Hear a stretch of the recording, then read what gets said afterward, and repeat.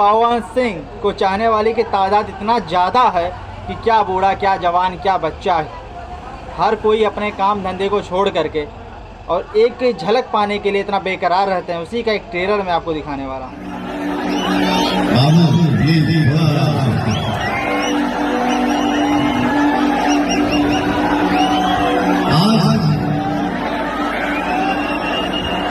इतना सुंदर लगता, इतना सुंदर लगता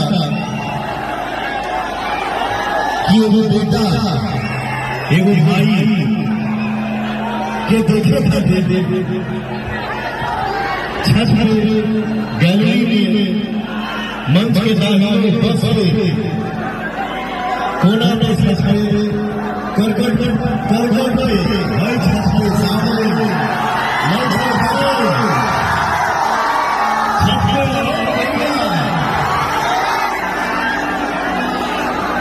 ये कलाकार की सबसे बड़ी संपत्ति है। ये